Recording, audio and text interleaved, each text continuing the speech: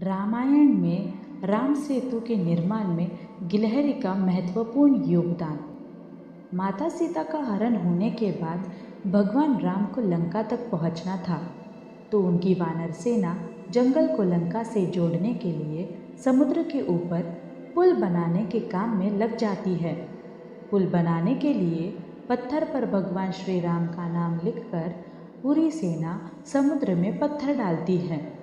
भगवान राम का नाम लिखे जाने की वजह से पत्थर समुद्र में डूबने के बजाय तैरने लगते हैं। यह सब देखकर सभी वानर काफ़ी खुश होते हैं और तेजी से पुल बनाने के लिए पत्थर समुद्र में डालने लगते हैं।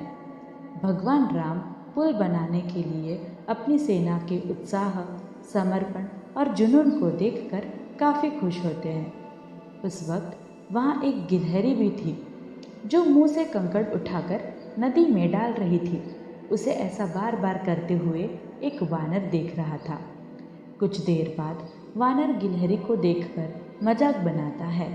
वानर कहता है, हे गिलहरी, तुम इतनी छोटी सी हो, समुद्र से दूर रहो, कहीं ऐसा न हो कि तुम इन्हीं पत्थरों के नीचे दब जाओ। यह सुनकर दूसरे वानर भी गिलहरी का मजाक बनाने लगते हैं।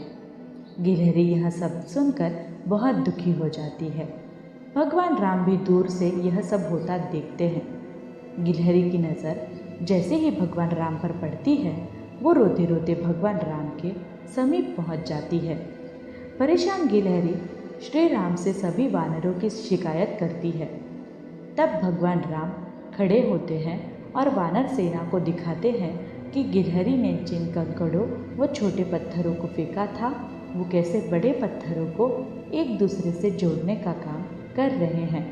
भगवान राम कहते हैं, अगर गिलहरी इन कंकड़ों को नहीं डालती तो तुम्हारे द्वारा फेंके गए सारे पत्थर इधर उधर बिखरे रहते।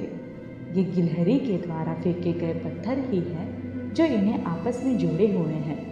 पुल बनाने के लिए गिलहरी का योगदान भी वानर सेना के सदस्यों जैसा ही अमूल्य है। इतना सब कहकर भगवान राम बड़े ही प्यार से गिलहरी को अपने हाथों से उठाते हैं। फिर गिलहरी के कार्य की सराहना करते हुए श्री राम उसकी पीठ पर बड़े ही प्यार से हाथ फेरने लगते हैं।